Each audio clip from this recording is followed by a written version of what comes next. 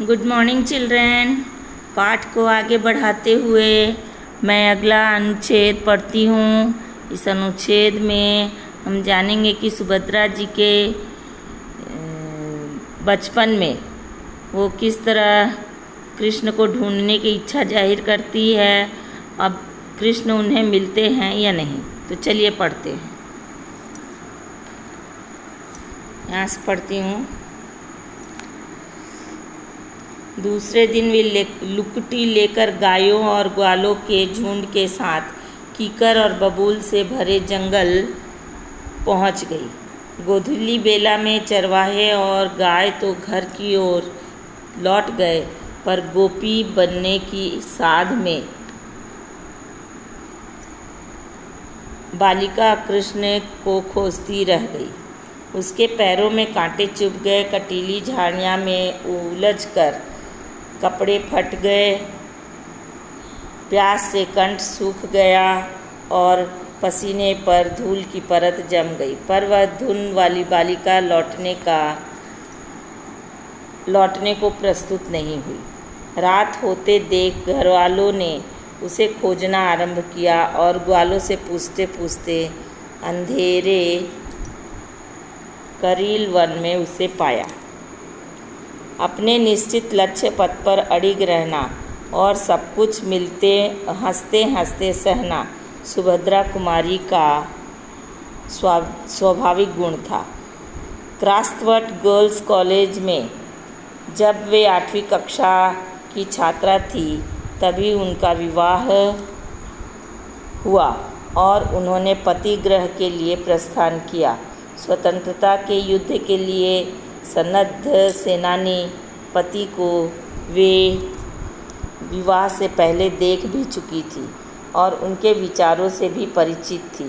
उनसे यह छिपा नहीं था कि नववधू के रूप में उनका जो प्राप्य है उसे देने का ना पति को अवकाश है, ना लेने का उन्हें।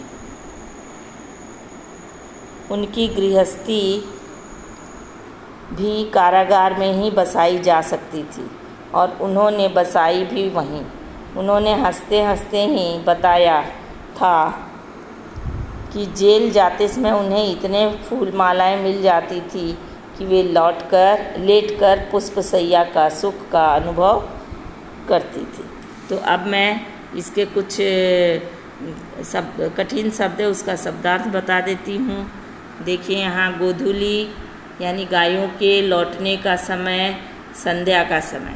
फिर दूसरा आता है आपका साध यानी इच्छा के बाद आता है आपका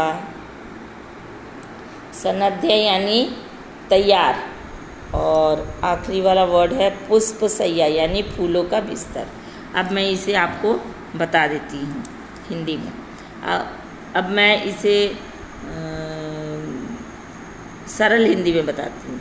दूसरे ही दिन सुभद्रा जी लुकटी लेकर गायों और ग्वालों के झुंड के साथ कांटेदार जंगल में पहुँच गई। संध्या के समय चरवाहे और गाय तो अपने अपने घर पहुँच गए, परंतु गोपी बनने की इच्छा रखने वाली वह लड़की कृष्ण को ढूंढती रही। कंटीली झाड़ियों में उसके पैरों में कांटे चुभ गए, कपड़े फट गए और प्यास से कंठ सूख गया। पसीने पर धूल की परत जम गई, परंतु सुभद्रा कृष्ण को ढूंढे बिना घर लौटने को तैयार नहीं थी। अंधेरा होते देख घरवालों ने उसे ढूंढना शुरू किया और ग्वालों से पूछते पूछते करील वन में उसे पाया। इस प्रकार सुभद्रा अपने निश्चित लक्ष्य पथ को पाने तक अड़िग रहती थी। हंसते हंसते दुखों को सहना सुभद्रा जी का स्वाभाविक गुण था। 8वीं कक्षा में सुभद्रा जी जब पढ़ रही थी, तभी उनका विवाह हो गया। उनका पति सेनानी में था। दोनों एक दूसरे के विचार से परिचित थे। सुभद्रा जी को मालूम था कि उनके पति के पास अपनी पत्नी के लिए समय नहीं था। ज़्यादातर समय दोनों कारागार में ही बिताते थे। एक बार लेखिका महादेवी को हंसते हंसते सुभद्रा जी ने बताया कि उन्हें जेल जाते समय इतनी फूल मालाएँ मिलती थी कि वे लेटकर पुष्पशैया का सुख का अनुभव करती थी। तो इस तरह सुभद्रा जी अपना हर गम सह कर मुस्कुराते रहती थी अतः अगला वीडियो आने तक धन्यवाद।